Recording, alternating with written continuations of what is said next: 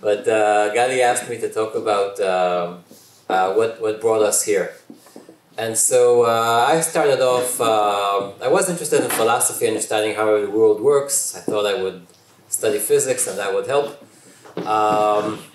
Eventually, at the end of my degree in physics, I started teaching, and I saw I was really good at it and very creative, and I said, all right, I'm going to do education.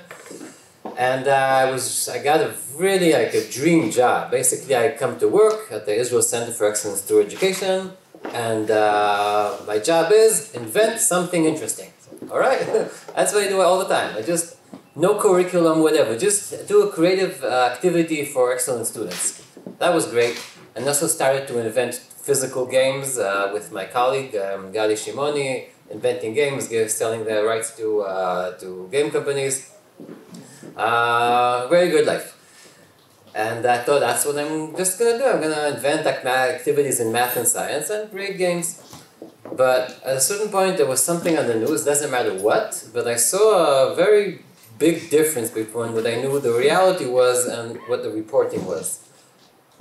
And then I started to get deeper into current events.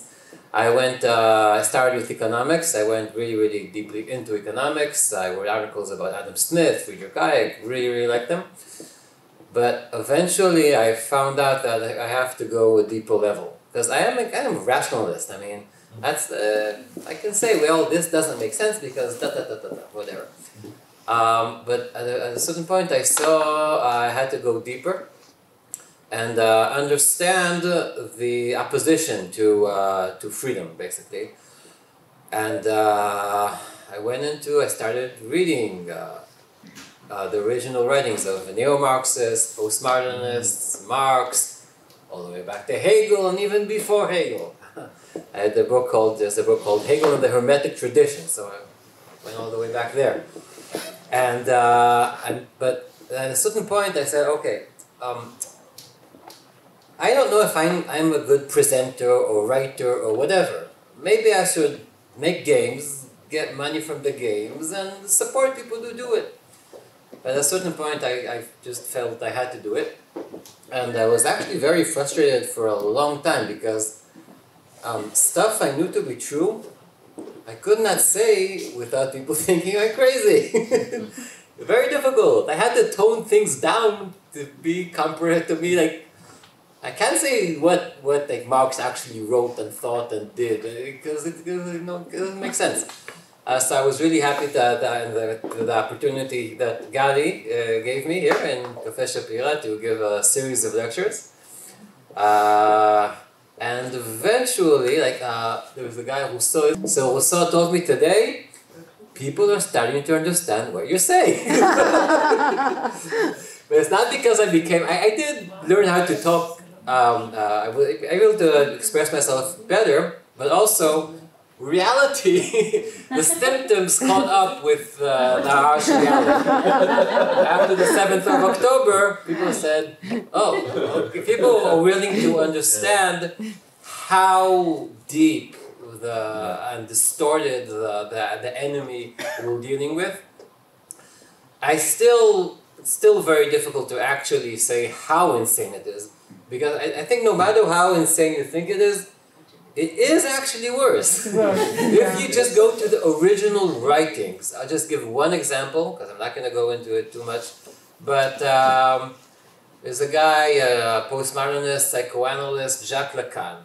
Okay, so I was going on to the interview with the guy who was going to talk about them, so I said, okay, I guess I should learn some Jacques Lacan. And he's like a devil worshipper. I mean, he writes stuff like Jacques Lacan, I think he's really, really smart, and he knows tons of stuff. I mean, he knows the Bible, he knows philosophy, he knows a lot. But his method is inverting. That's the whole method, inverting. Doesn't know how to build anything. Nothing to build, but inverting. So he takes the categorical imperative of Kant, which is basically kind of makes sense. Take upon yourself rules that if everybody does them, then society can function. Okay. But he flips it. And he says, live by the rule such that you use everybody else for your pleasure. He actually says that, and he specifies. And he says, yes, including women, whether they like it or not.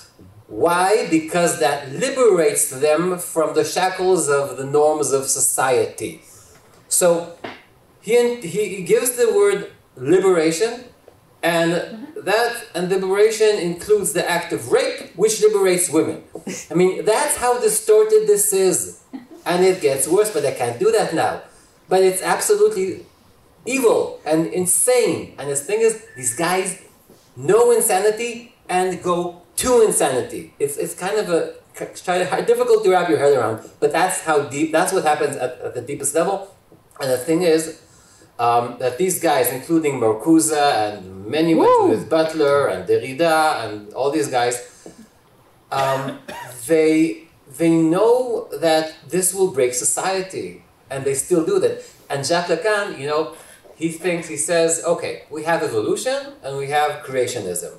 What does he prefer? Creationism. Because if God exists, we can destroy him. I mean, this is actually stuff he said. So, yeah, so I'm trying to get people to, I don't know, read what these guys said. And, yeah, so that's why I have to be here.